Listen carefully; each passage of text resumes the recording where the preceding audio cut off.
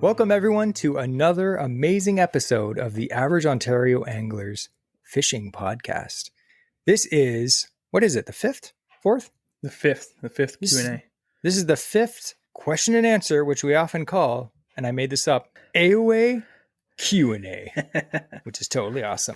We actually asked a bunch of our Instagram followers and our Patreon members to send in questions for us to answer. And back by popular demand, it was never popular and it was never demanded, but we're back doing another AOA Q&A. But before we start with this episode, we are going to start with, as tradition states, an interesting fishing fact. And to handle that, the man with the beard and the mustache, Andrew.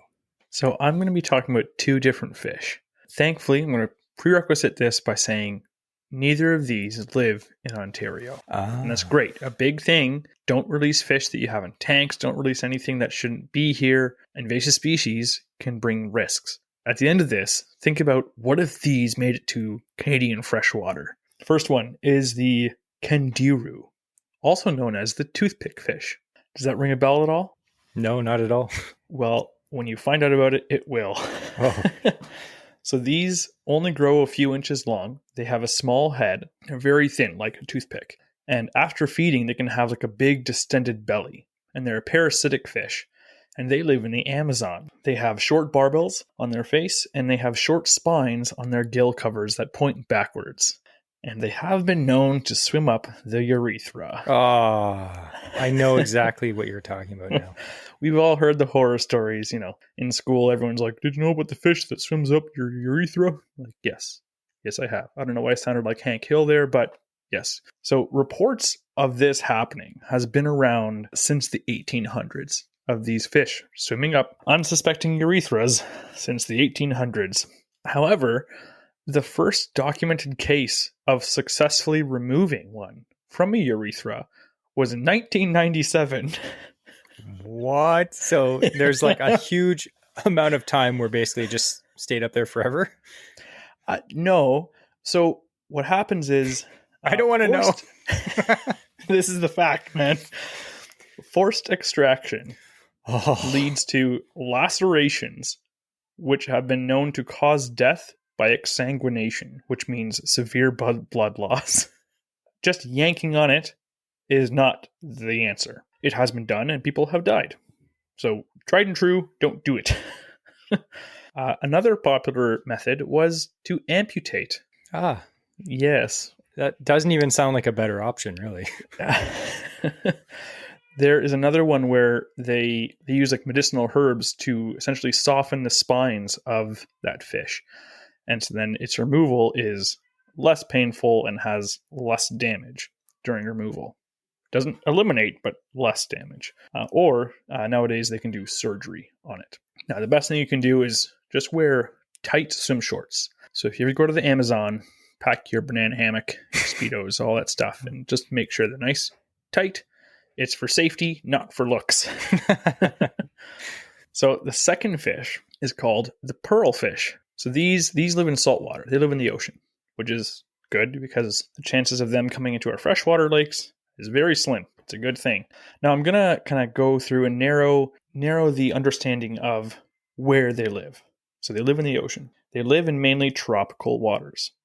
They live in mainly shallow waters. They live in mainly sea cucumber butts. So they are also sometimes found in oysters or starfish, things like that. But primarily, they like to live in the butt of a sea cucumber. Now, sea cucumbers themselves are pretty interesting creatures. They actually breathe as well through their butts. So it's kind of like farting in reverse, but with fresh air. I'm not sure. I'm not a scientist. But sometimes there can be up to 5 inside of a single sea cucumber. Some species of these pearl fish, they don't harm the host. They just live in it for shelter because they're a scaleless fish. They have like a long... kind of like a burbot has like a long like paddle-like body, right?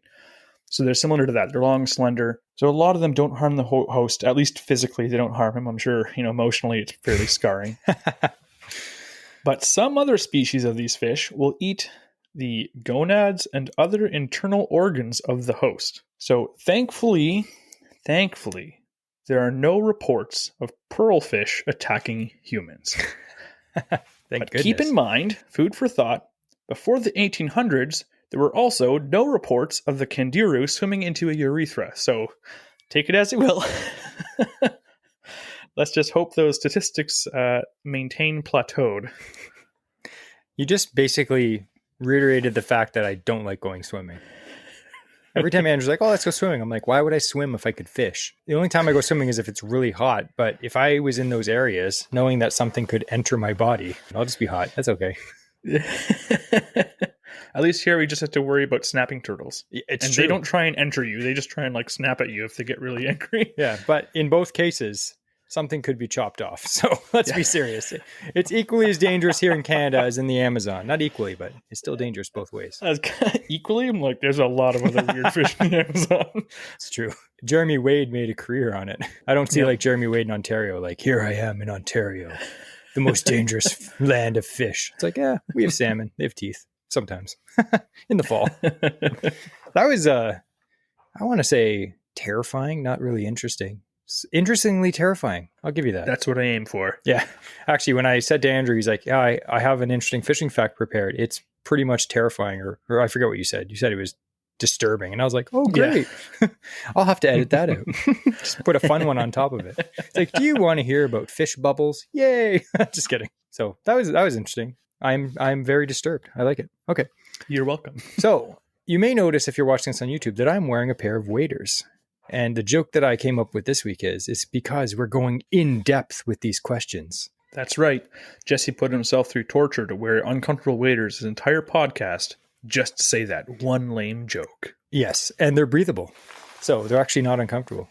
I love the crinkling noise. I really hope you can hear that on the recording. Ready? Yeah. They're crinkly. So anyway, so for this Q&A, we actually asked our followers on Patreon and Instagram. And I said, ask us anything fishing related. Because usually if you don't say fishing related, you obviously get some weird questions that we can't answer. So I always put appropriate fishing related questions. And you guys did not disappoint. We have over 50 questions. That's amazing. So we're going to try to get through as many as we can. And as we always try, we're going to keep it short to a minute per question. Will we succeed? No. Have we ever succeeded? No. So here we go. I'm going to pick the questions that and either answer them myself or let Andrew answer them based on who I think would do a better job answering that particular question. So we're going to start right at the top. This is our first question from Mitch Fishes. He says, what modifications or additions have you made to your Sports Pal? I'll field this one, Jesse. Yeah. I'll answer because I have a Sports Pal. This is actually a question that I get asked all the time because I don't want to sound like I work for Sports Pal, but I 100% have sold guaranteed 10 of those things to people that I've recommended them to. I've had people be like, I bought this because of you. And they send me a picture of like a beautiful red Sports Pal, like on an Algonquin Lake. I'm like, nice. I was like, I want some commission off that. But anyway. Yeah, we've yet to receive the check from Sports Pal. Yeah, I wish. But anyway, if you're listening to this and you work at Sports Pal, please send me a check too. Hey, wait, just kidding. But anyway, I have made a lot of modifications. A lot of people have asked me. There's some videos on YouTube with guys that have done a lot of, modifications themselves. We're really hoping, I know I've been putting it off, but this year we're actually going to do that video because we've done a lot of stuff. So I'll name a few of the very brief modifications I've done. For one, I added a power pole, a manual power pole on the back, like a shallow water anchor, just like a spike. And I added basically a block of cutting board material with a hole exactly the same diameter, slightly bigger, but it's pretty hard to get down so that I can anchor in shallow water when I'm bass fishing. I love that because oftentimes we're fishing in lily pads or, shallow areas where if it's windy, you can just jam that pole down and you're stuck there. And I've had it in pretty good wind where it's pretty good chop and the boat is just rock solid. Now you can get the automatic, like I think the power pole micros, they call them, that you just press a button and it goes, goes up and down. They're like $800. So I made one myself. That's a manual one. And all I had to do was buy the pole. So it actually only cost me like $100 instead of $800. So that's one modification that I really enjoy. And I have a flat back, so it goes right on the back. The second modification that we made is on the seats. The seats are like web seats, and on the side, there's just openings. So one thing that we did is we put plywood underneath each section so that we actually have like an area to put our cup of coffee or baits, stuff like that. That extra little bit of storage, it doesn't sound like a lot, but it's a huge deal. Anywhere in a small boat where you can add storage, huge deal. Andrew will tell you with his tinner, like any little space, you need to put something in it. Yeah, I was going to say the best modification that you've made was those rods that went across that you can mount your Scotty mounts to. Yeah, because those are really versatile. If you've ever seen a sports paddle, the canoe, it has bars that go across to keep it rigid. But unfortunately, those bars are actually pretty thick. So if you buy any like Scotty mount or any other brand mount, they're actually too fat to go on the rail mount. So what I did is I had a piece at work of, I think it was 3/4 EMT, like electrical conduit. And I cut it and I actually bolted those on so that I could mount rail mounts onto that. And I have everything hooked on that. Like Andrew said, I have my fish finder, I have my trolling rod holders, everything's on that. It makes it super easy. It's super tough. You don't have to worry about the mount breaking off or clamping onto the side. I've actually got one at the back near me, and I have one at the front, which actually doubles as an extra handle that Andrew uses as well. We made tons of modifications, but we're going to do a whole video, so stay tuned for that. So here's a good question for Andrew. Southern Ontario Angling. He says, I can't stop thinking about topwater season. What is your absolute favorite topwater bait? Recently, anything walk the dog I really like, but I had to say recently I've gotten into the Hellraiser, which is, they claim it's like a walk the dog style bait. It's a cast retrieve bait. It does all the action for you. Super easy to use. But I've had lots of good success with it last year, and I'm excited because they just brought out the 4 1/4 inch one. I think it's 4 1/4, but it's just like slightly smaller size, which I'm really hoping will slay for smallmouth this year. So I really like those because I had good success last year, and it's kind of a new lure. So I'm looking forward to seeing what else I can do with it this year. And that's Z-Man. That's the Z-Man Hellraiser. Yeah. So to describe it, if you've never seen it, they're actually pretty unique. It's like a long pencil kind of bait. Yeah. But it's got like a chatterbait blade on the back that's weighted down, like with two balls. Yeah. It has a different size treble. So it has a smaller treble on the back right behind that weighted blade. And then there's a larger treble right between that blade at the bottom and the line tie. The line tie, like where you attach your swivel or whatever to, is actually like a third of the way down from the nose. Like it's not at all at the top. So when you attach it to that lure, like you're attaching it here, and the whole thing's just like shaking back and forth as it like cups through the water.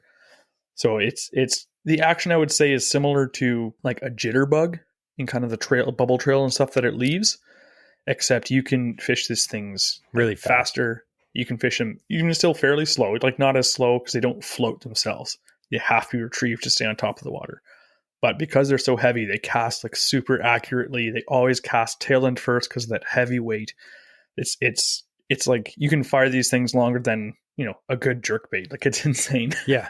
Yeah. And I'd say like, if I had to describe it, it's like a Zara spook and a chatterbait had a baby. It's like a floating chatterbait. It's super cool. And in fact, Andrew caught the biggest muskie last year of our muskie trip we went on the Hellraiser. So yeah, I upgraded the hooks and it still like stayed with musky grade hooks. Yeah. Yeah. Here's another question from MG Mitch. He says, have you ever been on any guided fishing trips? I have. I've been on actually only one. And I went fishing with Bobby Belmonte, 2B guided service. It was a fantastic day. I went with my buddy Paul and we went out muskie fishing. I've always wanted to go for a guide. I'm always like hesitant because it is a lot of money, but I'll tell you, if you can actually save up 1 year and go once, like it is a lot of money. It is. But it's nice to be able to fish in like a nice boat. Like I was in a bass boat. It was nice. We're flying down the lake and you're going fishing with someone that literally fishes all the time. Like you may think you fish a lot, but guides oftentimes fish literally every day. Like they're out there. They know, oh, it's cloudy. These fish are going to be here. This, like, especially if they're on their home lake, like there's a bunch of lakes that they fish all the time. Like Bobby was calling fish. He's like, there's a muskie here, guaranteed. I chucked it at a tube jig. 2 minutes later, I had a muskie in the net. It's like, what? Like he knows where they are. Like he guides, a lot of guides do different species, but Bobby was just like, yeah, muskie, walleye, crappie, pike, smallmouth, whatever you want. He'll know where to catch them because he's out there all the time. And he's a hammer. Like he's a good angler. And there's a lot of guides out there that are similar. They're really good at fishing. That's why they're guides. Obviously, a guide wouldn't be very popular if you went out fishing and didn't catch any fish. So a lot of these guides, like they're really experienced and they know where the fish are. That's their job, is to get you on fish. But the cool thing about being with a guide, and you've probably, if you've never been with a guide, similar to being guided by a more experienced angler, maybe not you're paying for a guide, but if you ever go fishing with someone that's experienced and you learn a lot from that person. Like I've gone fishing steelhead with guys that are just hammers just for the day. It's like, oh, let's meet up. We'll go fishing. And they destroy me. But I'm watching what they're doing and I pick up all these little tips and they're happy to show, oh, look, this is what I'm doing. I have this thing on and or your float's a little bit too low. You pick up little tips that save you so much trial and error, right? So you go with a guide, and it's not just about catching fish. Like, catching fish is great. Like, obviously you'd want to catch fish when you're with a guide, but at the same time, it's the learning. You're learning so much. They're compacting all of this, like, weeks, months, years of knowledge, and they're just like, hey, I'm going to get you on fish using this experience, and you can pick up so much information from learning from these guides. It's not cheap. Like, it may, you may be able to go once a year, you may be able to go 5 times a year, but I definitely recommend it, especially if you want to learn a lake or learn how to catch a specific species. Like, if you're like, oh man, I've had a hard time catching crappie, I just don't know where to go. Hire a guide one day. You'll learn more in that one day than you will for the next 5 years trying to figure it out yourself. I guarantee it.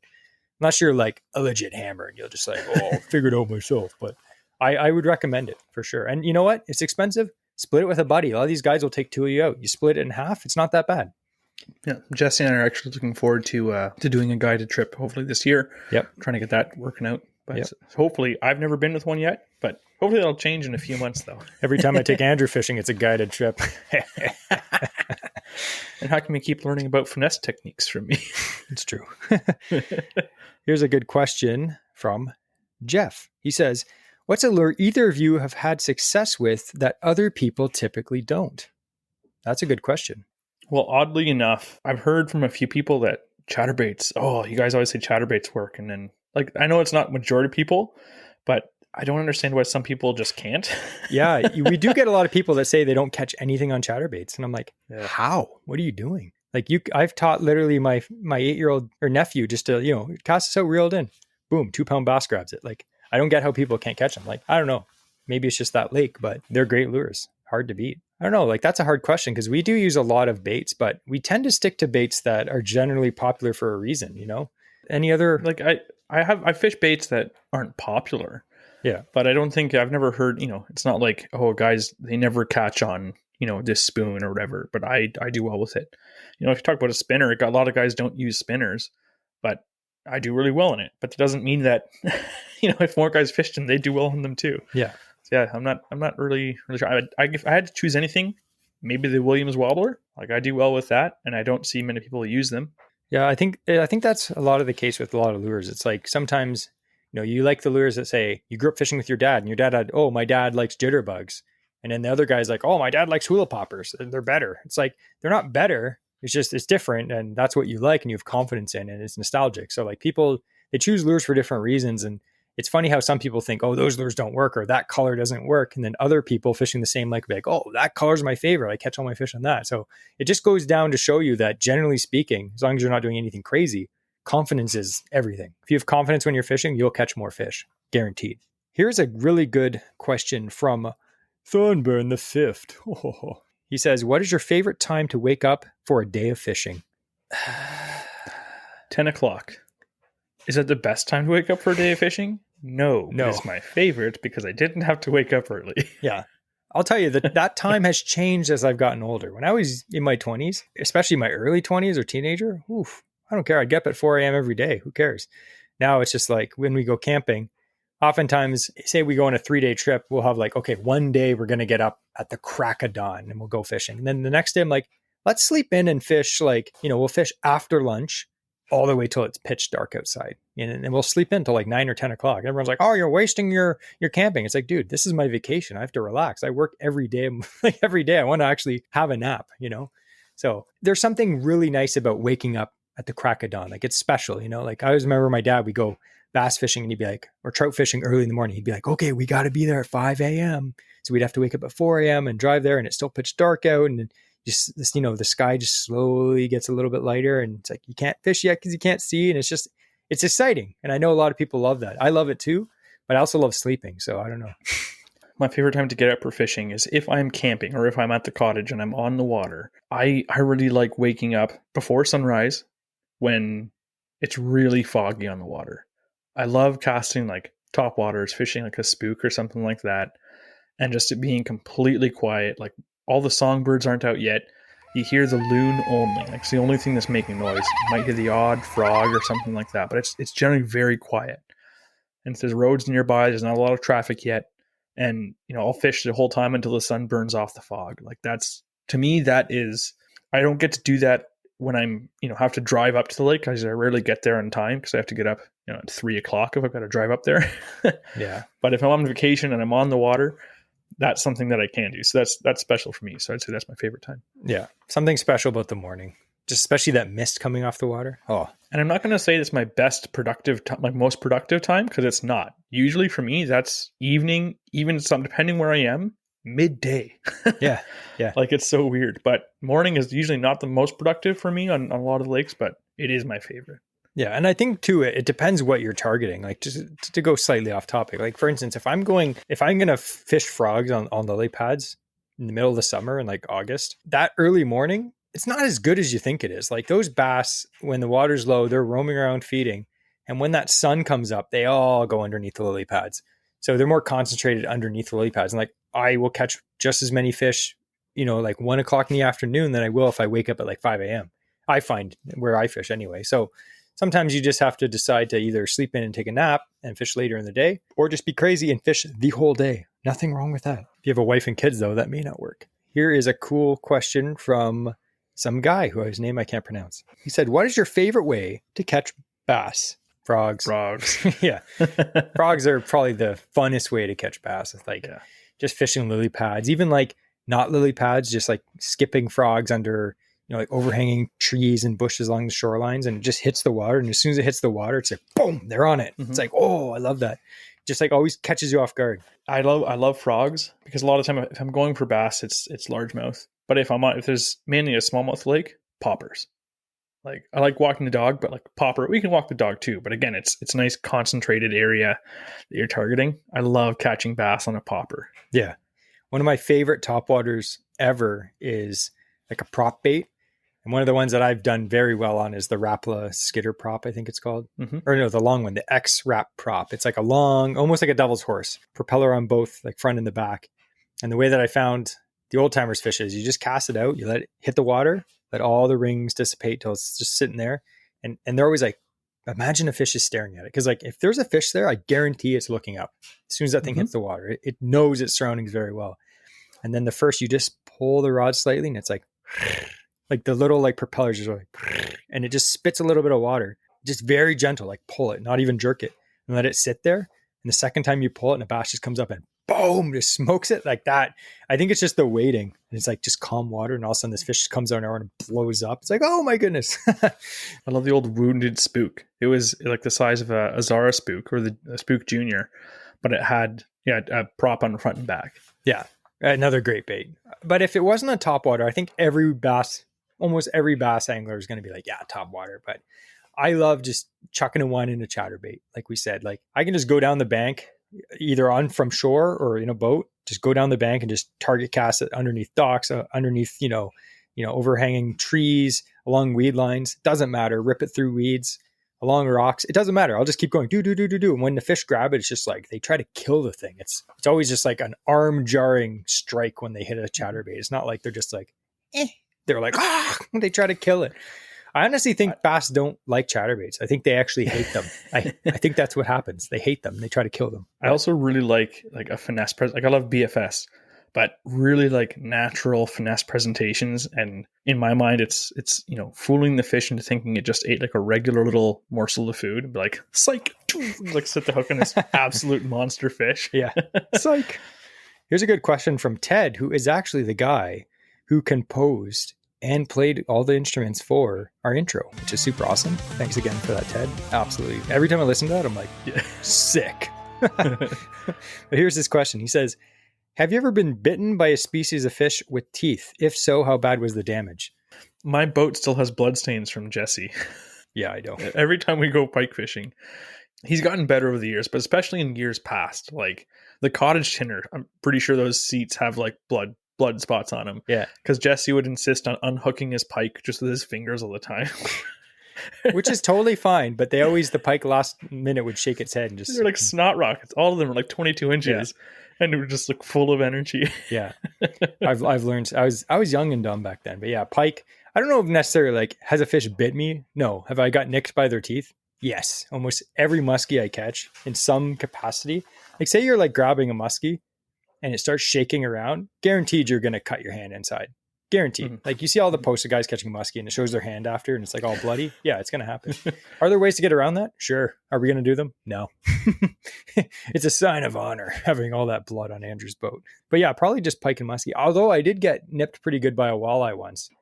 And again, I was being dumb. I didn't have pliers on me. I just grabbed like a bait and a rod. I went down to this lake I was fishing in Ottawa and I just chucked out a chatterbait. Boom, boom, boom. Smoked a good one. It was like 26 inch. Came up and it had the chatterbait choked. And I was like, I don't have pliers. I'm so dumb. And I was trying to like reach down and it literally just like, I got nipped by, they have pretty sharp teeth. Oh, they're not blades, but they're super sharp. It wasn't teeth, but I guess the fish I ever received the most damage from was a bullhead catfish. And it speared me pretty good on the side of the hand. Grabbing it, and with the spine. And yeah, like they bleed forever after. Oh, the worst. It always looks worse than it is. So here's the next question from Jeff. He says, tips or anything he should know for Algonquin fishing trips. I'll just be by myself with my kayak. Let people know where you are. That's a good tip. That's a good tip. Anytime you're fishing by yourself, but especially like backcountry, always let someone know where you are when you're expected back. That's not a fishing tip, but that's just a safety tip because we're not like Algonquin experts, but Andrew's been going there his whole life. I've been going there a few years now. It doesn't take long to get past where you have absolutely no cell phone service at all. And you're past the area where maybe someone won't even go by you all day. You know, you could be on like not even a back lake where you don't see anyone for days. So you could literally get into a bad situation. And if you don't have a way to communicate with someone, you're in trouble if you're by yourself. So my tip would be for those lakes, we have had really good success fishing for bass in Algonquin. I know there's tons of other species. There's, trout, brook trout, lake trout, walleye. One tip that we found is everyone targets the smallmouth. Don't sleep on the largemouth. Some of the lakes have really good largemouth in them. Me and Andrew have caught some of our biggest largemouth in Algonquin Park. And they're in spots you'd never expect. You're like, oh, it's just like a tree. Oh, boom. Huge bucket. And everyone's like, oh, I've never seen one of those in here. It's like, well, the last 5 years we've been here, all of our biggest bass have been largemouth. So they're obviously in there. And they're just in areas that people aren't targeting. People are looking for those like deeper rocks and whatnot. And like, oh, look at that shallow bay with a log in it. Like, yep. They're like, a 3-pound log. Remember that one you caught on the Savage Gear snake? That bay was like 2 feet deep. Foot of water. Yeah. And I was like, you know what? This is too shallow. I don't think there's anything in here. And Andrew's like, no, I want to go by that log. And he chucked out his snake and boom, this big largemouth came up and smoked it. So don't ignore the largemouth if you're going up. Not saying you can't fish for smallmouth. There's some really good smallmouth fishing in there. But if you want to have some fun a day, go pitch jigs around some of the sunken trees along the shoreline, especially like with access to some of the deeper water. You'd be surprised the size of the largemouth in there. The tip I would say is think classic. Like for your baits, spinners, spoons, just a ball head jig and a twister tail has caught me even in recent times. And I've fished, others I've fished like topwaters. Topwaters are great, but you can go a classic spook and still nail fish on it. And I think I've caught majority of my fish on more classic baits and presentations than, something that's more like jerk baits and stuff like that. Will they work? Absolutely. But I feel like I would have more confidence in the Algonquin lakes, the really tannic water and whatnot with, a MEP spinner. I know numbers wise, I'll be getting way more fish in the boat. A lot of these lakes don't have a lot of pressure.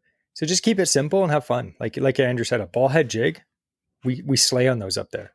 We're like a MEP spinner, a spoon. Like you don't need anything crazy, but hey, it's also like, if you like experimenting, try whatever you want because you'll catch fish, but you don't have to go crazy. I said, I fished the Savage Gear snake and pulled it a good bass. So you can use whatever you want. You can get success, but yeah, the classics still work in those lakes. Here's a question from I Catch Dinks, which is true. I checked his Instagram account. He said, which boat do you guys prefer to fish out of, the Tinner or the Sports Pal, and why? If we have a limited amount of time, we love using Andrew's Tinner because it goes 40 kilometers an hour. That's great when you're trying to get from spot to spot. Like, well, we have a few lakes that we hit. And if we only have like 6 hours to fish and we have to drive there and back, we only have 5 hours to fish. It's like, okay, we have this spot and this spot and this spot we want to hit. If we were going in my Sports Pal that only goes 10 kilometers an hour, we would waste so much time just getting from spot to spot. But in Andrew's boat, it's literally like a rocket. It goes 40 kilometers an hour and it's a 14-foot Tinner. It's like, like we can shoot from one spot, fish it for 10 minutes. Nope, nothing here. Shoot to the next spot. We can shoot across the whole lake if we want in like 10 minutes. my boat would take hours. So I do like that. I like the stability too of the tinner. Mm-hmm. I'm biased. Like, given if we were to fish a lake that we could access with either my tinner or the canoe, we usually take the tinner, because why wouldn't you if we can launch the boat there? Yeah. But there's a lot of places where it's, again, partly because I tow my tinner with a car, an Elantra, so I can't use a lot. Like if it's dirt ramp, usually I can't use it. So there's a lot of places where we're limited in our access, so we can't even bring the tinner on that lake. So we use the sports bow. But at the same time, that gives us a fishing surface that we can, generally both still stand up on most days, unless the weather's like fairly bad, pretty windy. So we can still both fish effectively with the sports bow, and then we can hit these like back lakes that big boats aren't in. And I love that too. So it's more of, depending on the lake I'm going to, if I can get my boat on it, I will. Yeah. If it won't, we're going to use a sports bow because it's going to be a good lake anyways. Yeah. And I'll tell you, there's something nice about being in a small boat. Like you said, even if you're fishing a lake that you can get a bigger boat on, because there's areas of the lake you might not be able to get into. Like we fished this one lake and it's full of stumps, and guys in their big boats are like, I don't go in there because I don't want to hit my boat on a stump, because they're everywhere. Like I hit my sports bow has so many dents in the bottom of it. I don't care. I'll drive into stumps. I don't care. But my boat literally floats I think it can float in like 4 inches of water. Like it's insane.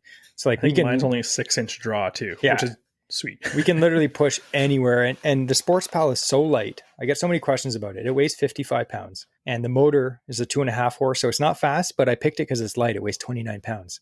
With that and a battery, you're not much over 100 pounds, 120 pounds for the whole rig. You bring 2 rods and a tackle box and your orange pail like you need, right? And you're set. You can literally put that anywhere you want. We've portaged it over beaver dams. We've slid it down hills. We've put it along the railroad tracks. Like we've had that thing everywhere. And this is the 4th season that we're going to have been using it. And I'm almost guaranteed that we're pushing up probably 75 to 80 days on the water on that thing. It's pretty insane. It did help though that the first year I got it, I was laid off all summer and I went out fishing almost every day. But yeah, like we put a lot of use on that. But I would have to say one thing: if you are looking to get a sports bow or a small craft and you don't have the ability to tow a boat, say you have a small car. Andrew's a small car, but he has somewhere he can park his boat, which happens to be my parents' house. But he has somewhere to store a boat. He can tow it. Thanks again, guys. Yeah, they're not listening. But if you don't have the ability to store a boat, or you don't want to have a big motor and all that stuff, a sports paddle is great because you can store that anywhere. You can flip it upside down in your backyard. You can literally get away with a small motor, even a trolling motor on the back of it. You can still scoot around, and it fits on the top of your car. I get so many people ask me, like, how do you transport that on a trailer? Like, no, it weighs 55 pounds. I can pick it up myself, no problem. Slap it on my roof racks, which are rated for 300 pounds. It's fine. Strap that thing down. It's not coming off. You don't have to worry about it. So it's a great option. But again, I always want to fish in the biggest boat possible if I can get away with it, because it's super fun. And speed is fun too. Not the drug, but driving in a boat. I wouldn't know. Here's a question from Jeff. He says, any big fishing trips planned for the summer? We were actually just talking about that before the podcast. You want me to go through? Because I know I plan most of them. So I'll tell you which ones Andrew's on. So our first big trip, it's not really a big trip, but it's big for us because it's the first day we get out in Andrew's boat. We're going to go out for our first rip for pike. Now, pike is open in April in the Kawartha Lake area, or zone 17. It's one of our main areas that we fish. We're going to go for a rip for pike. And Andrew will tell you, like, we love that first rip of the year. It's so fun. Oh, you get your lungs filled with that 2-stroke smoke. Oh yeah. That's beautiful. Yeah. It's always like so nice. The first, like when he launches into the boat, into the river, and then he just starts pulling the cord, and after 2 pulls, like, and we're just like, oh yeah, it's so good. And every single time I crack that throttle, maybe a third of the way, it's like, yeah. And then all of a sudden I just like max it out. And yeah, we're both like, we get pushed back in our seats. Like this is the force of like 3 Gs right now. When you're in the sports it's really pal, cool. Yeah. And then you sit in Andrew's boat after, it's like being in a race car. It's cool. I really like doing our early like spring pike, especially because it is open year round. So you can get in like really early for pike there. And that's kind of our first trips that we do, because then your chance of, you hook into these good size fish, and it really kind of helps you shake off like the winter blues. Yeah. And, we're back in the water doing that. And then shortly after, we're going to be doing some crappie fishing again, which I'm really excited about. Yeah. Pretty much like April a lot of people are fishing crappie, and we find for pike, no one really targets them. Like there are people that do, but not a lot. Sometimes we'll be out on the lake, be like one guy fishing, that's it, which is great. Crappie fishing can get pretty crowded, especially in April when, when the water temps, start going up 50, 60 degrees, and then the crappie all kind of storm into the shallows to spawn.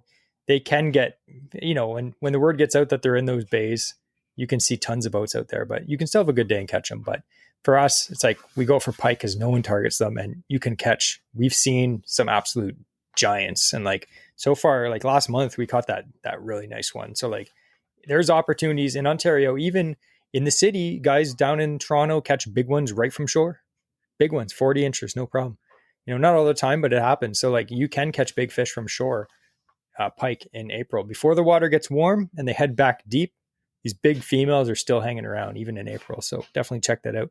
But make sure you check your regs, like we said, because only zone 17 is open in April.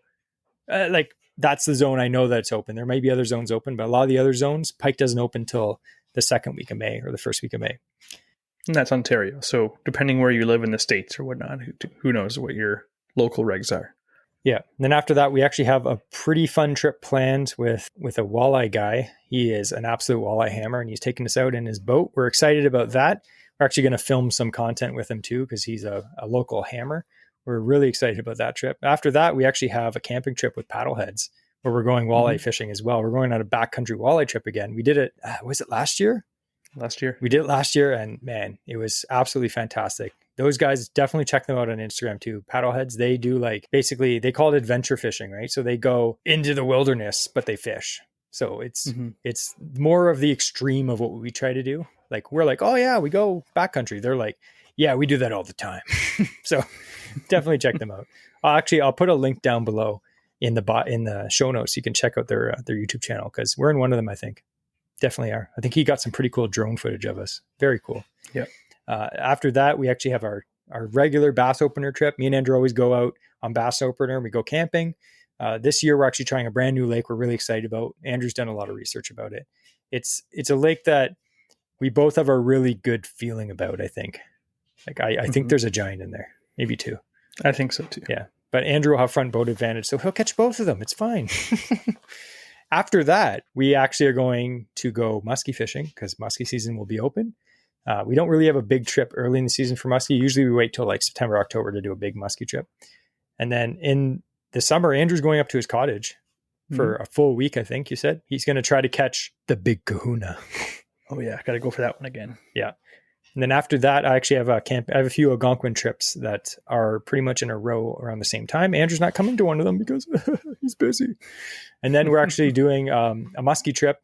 Just me and my wife. It's our 10-year anniversary. So she booked us a cottage on a little lake that is known to have the odd muskie in it. So I'm going to bring some muskie stuff and see if I can catch one in 5 days. So wish me luck. Give me 10 years of luck for that. 10-inch fish. And we may potentially be doing another muskie trip in the fall, just kind of like a weekend trip again. But yeah, that would most likely be like a crown land camping on for some muskie waters and on some bigger water too. So hopefully we'll make that happen as well to kind of close off the year. Yeah. So like most anglers that are listening to this podcast, you probably fish for a lot of different things. I know some people are like, I just fish for bass, or I do this, but I would urge you, if you live in Ontario, there are over 250,000 lakes in Ontario. They're all full of fish. Not all of them, but a lot of them have fish in them. And there's lots of different kinds of fish. Do yourself a favor and try fishing a new lake this year. Do some research, find a new lake, go camping somewhere new, hire a guide somewhere new, do something new this year. You'd be surprised. Like fishing is fun, but keep consistently learning. And try to do something, because you might do something like sometimes we book a trip and it absolutely sucks. We're like, this lake sucks. We're never going back. Maybe it was just a bad time. We go back again. It sucks again. Like, okay, this lake sucks. We're never going back.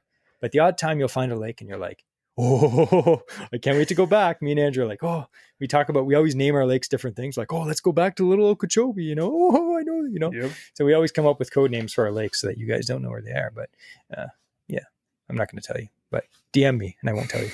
But anyway, lots of trips, but I recommend try something new this year. You will not regret it. Here's another question. This is actually a very hard question. I don't even know if I want to answer this one because it's from Jay Matthew. He says, what is your favorite bait from all of the companies that sponsor the podcast?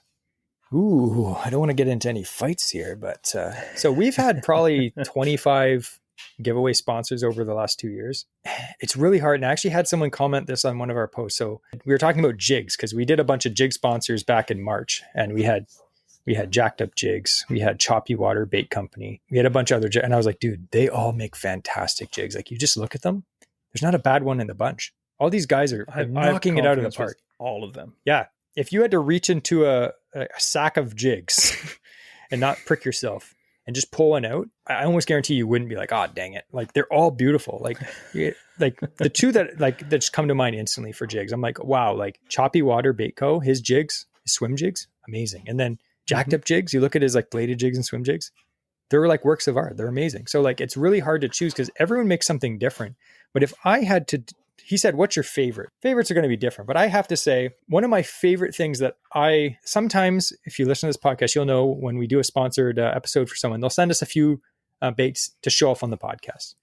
Usually a few baits. Like, here, show these off. And, obviously you get to keep them and fish them, which is great because as you can see, we have lots of baits here behind me on my pegboard wall. But one of the baits that I just looked at and I was like, oh, this is nice. It was when we did an episode last year with Jacked Up Jigs. Now, Sheldon makes really good stuff, but I pulled this spinner bait out of the box. Remember that black and orange one? And I was like, oh my goodness. It's just like a beautiful spinner bait. It was black and orange with gold blades. And I'm like, dude, this is going to slay pike. So what's your favorite? My favorite. Now, I personally haven't caught on it, but I really, really want to. I'm going to be throwing it a lot this year for muskie, and it's the Water Wolf Lures tube jigs. And those, like, we had him on, I forget when that was. That was a little while ago. Yeah. But we had some like bass magnet stuff and some Water Wolf lures, and yeah, you got one right there. So those little tubes, Jesse's modified that one to put his little like blade in the back of it and stuff, which is awesome. I saw him catch on that. Yeah, that was fantastic. And yeah, like I have yet to catch a muskie on rubber.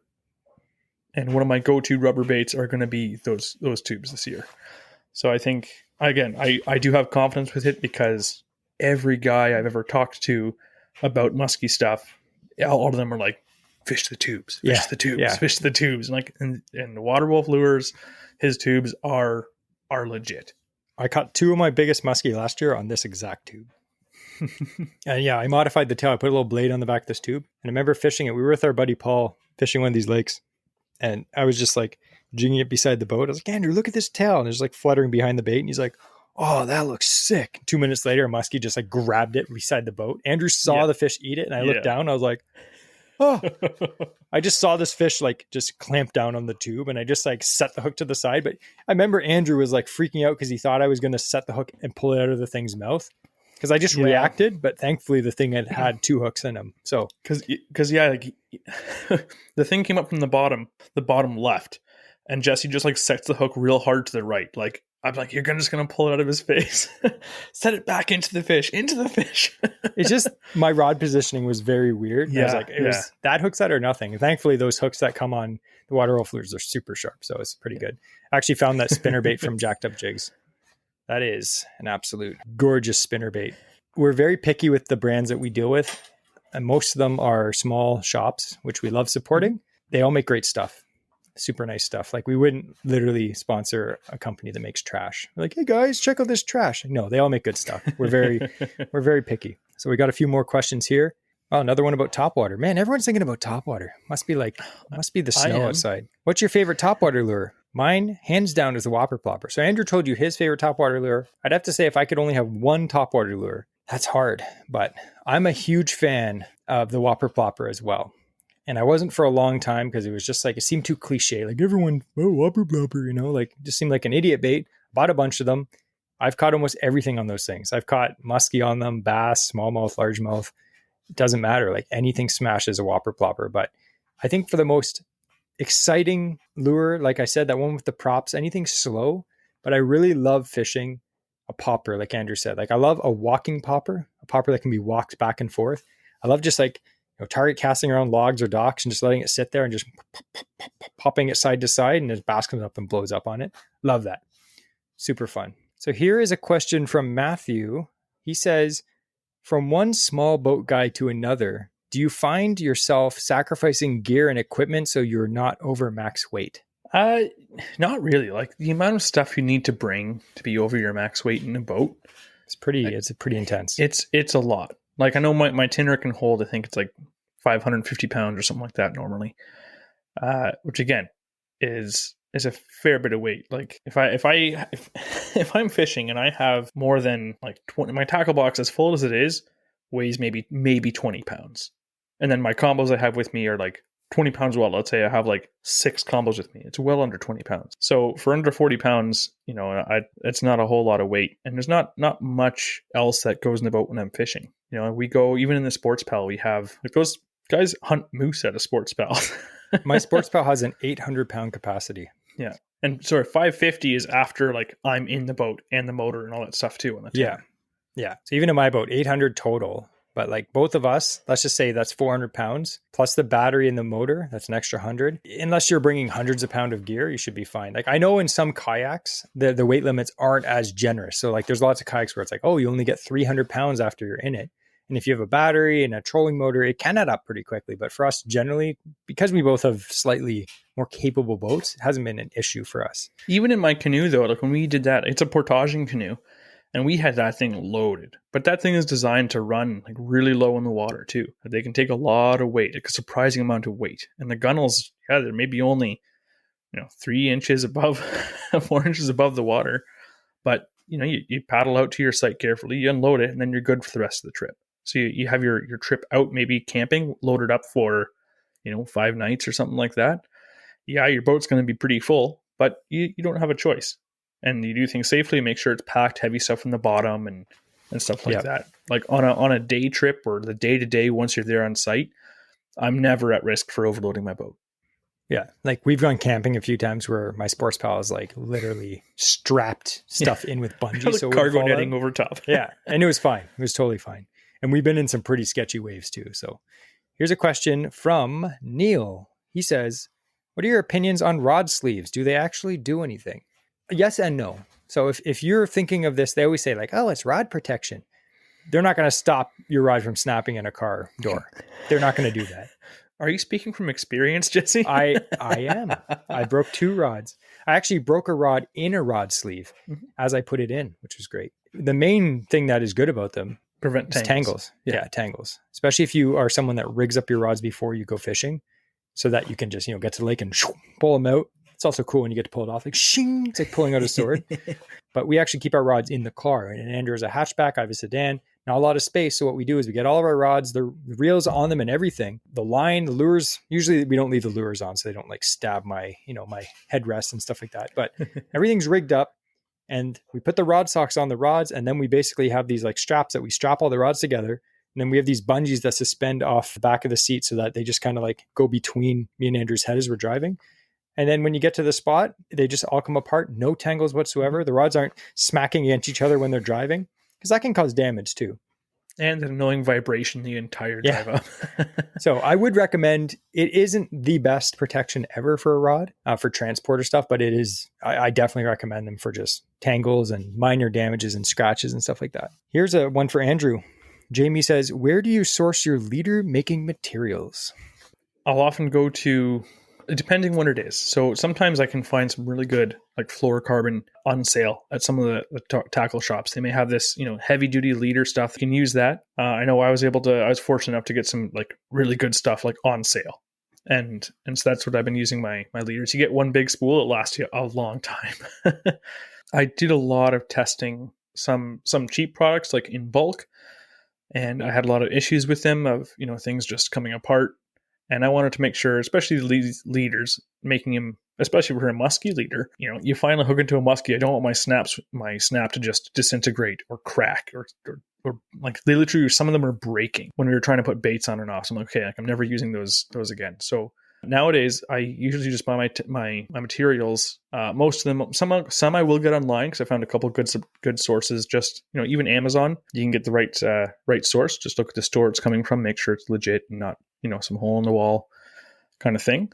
But for the snaps, I get those like name brand because those are the things I was having the most issues with. So now I've been using the Ryogi snaps, and they're like for like the finesse leaders and stuff like that, or I'll use Spro or anything like name brand that has like a double lock system on it, so it's nice and secure. Andrew, he's been making leaders for probably the last like 2 years. 3 years, I think now. Yeah, and he's like, here, try these out. We use them. Oh, I don't like this snap, or this snap broke. I'm trying to get it on the lure. It's not big enough. Different crimps. Different crimps, different techniques. He's got better at making them. And it's gotten to the point where like, that's all I use, obviously, because, you know, he makes them for me for cheap. I was like, Andrew, I need like 30 liters by tomorrow. And he's like, you get 3. But they're good. That's all we use now. And he has such a wide range. He can do custom, right? So like, I'll say to him, like, I'm particular. I'm like, hey, he makes these leaders that are my favorite. They're called the just in case leaders. Mm-hmm. It's a small, I think it's like a 50-pound fluorocarbon. 50-pound fluoro, yep. It's 50-pound fluoro, and it's for use when you're bass fishing or you're walleye fishing. If you're using like a chatterbait. Now, again, this isn't like a good leader for finesse fishing, but like if I'm fishing a chatterbait, muskie and pike will just bite those off. But if you're using 50-pound fluorocarbon, I'm not saying they can't bite through 50-pound fluorocarbon, but it really reduces that chance. In fact, I've yet to break one off using the 50. As long as you hook it and you know it's a muskie, just play it very gingerly and it generally will come in. I was fishing, when I was targeting pike, I was purposefully using those 50-pound leaders. I was only using just in case leaders while targeting for pike. And I didn't have a single one. I was catching multiple pike on these leaders. I felt completely confident. Like, yeah, their teeth were chafing against it, but it takes a lot of chafing for those teeth to get all the way through a 50-pound leader. Yeah, so it's surprisingly tough. And the reason why I started making them, why I wanted to start making leaders in the first place was because I like fishing topwaters, but I'm sick of getting my frogs snapped off by pike or muskie. Yeah. But at the same time, if I go get like a muskie leader or something like that, they're either too long and they're too heavy now, and they have huge terminal tackle on it, and it just sinks the thing. So all my action is gone, and it's, sitting down, nose down in the water and whatnot. So with these small leaders, like I make some for Jesse. He wants them like 3 inches long of like the fluorocarbon, and then just a small like solid welded ring. It's not that short. No, it's like 7 inches. They can get like whatever size you want, but using those, there's even some where I don't even put on a solid welded ring on the back. I know some guys, they use a swivel ball bearing. I make those as well with real ball bearing swivels, but at the same time, you only need a swivel if you're fishing a spinner or a spoon. Otherwise, your bait isn't spinning through the water, so you don't need a swivel. So less weight is just to have one little ring. Less weight than that for when I'm fishing like finesse stuff, not BFS, but more finesse like topwaters and whatnot. I use an Albright knot, and I tie directly from my main line right onto the leader. I've tested like the knots and stuff, and that seems to be the best one to have a secure connection. And then again, you're eliminating something else. You're eliminating a whole copper crimp and a split ring, a solid weld ring on the back. So it's another little bit less weight that's going to be weighting down that finesse bait. And again, they work great. We fish a lake that is full pike. I've lost more frogs in that lake than I care to admit. You'll be fishing for bass, catch a bass, and all of a sudden, boom, this snot rocket shoots out. And it's not even a pike worth losing. It's like 12 inches long and it snips your frog off. You're like, oh, there's $12 gone, right? So we started using these short. It's just long enough that even if a small pike engulfed it, most of the leader would be out of its mouth. I haven't lost a fish on them. So anyway, if you're interested, Andrew does sell them. He does them all custom. So you can definitely message him on Instagram or you can message us on Patreon. But here's another question. This is actually a good question. So this is from Will. Some questions though, you're like, that's a good question. Like, interesting. It's get me as thinking. If all the other ones aren't. They were trash. For shame, Jesse. For shame. So Will asks us this question. He says, all these questions that I've been reading so far, the last few have been from Patreon. So thanks again for being a member. He says, is there ever a legitimate... Is there ever a what? Is there ever a legitimate reason to play a fish on the line, or is it best practice just to get them into the net as soon as possible? I would say yes. There is, like, as much as possible, you want to get it in the net as soon as possible. There has to be like some leeway in that description, because when I'm fishing BFS and I'm using like super light wire hooks, and I hooked into that like 4.5 pound smallmouth, I played that thing for a bit because I can't horse it in because I'm using 10-pound, braid and these light wire hooks. So like, yeah, if I cranked up my drag, those hooks would bend out and I'd lose that fish. So I had to play a little bit just to, it's going to run, it's going to take it, but that's a powerful fish. I'm not going to play something just so that, it's more tired when I get it in the boat. Like muskie, we get it in the net. Pike, we get it in the net as soon as we can.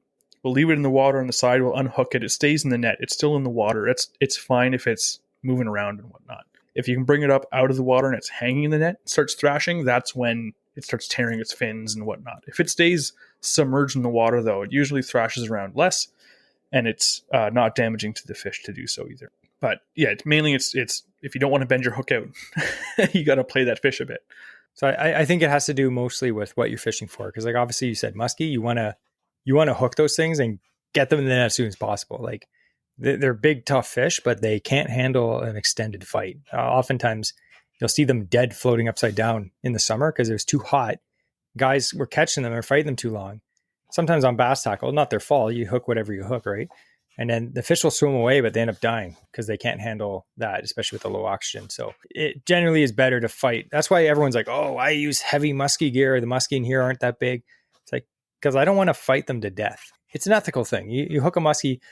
Yes, I can catch a 40-inch muskie on a medium heavy bass rod. No problem. I can get them in. But it takes longer. They could oftentimes die afterwards. So you want to use proper gear and kind of horse those fish in. But again, if you're float fishing for steelhead with 4-pound line, if you horse that fish in, you're going to have to retie your hook soon. So that's another thing. So that was our question and answer. Now we have to say special thanks to our Patreon members. We do really appreciate all the support that you guys give us every single month. You help us cover some of the expenses that come and occur from this weekly podcast. There are expenses, unfortunately. A lot of people are like, man, those guys just talking to a well, we don't talk into a microwave. We talk into a microphone. They just talk into a microphone.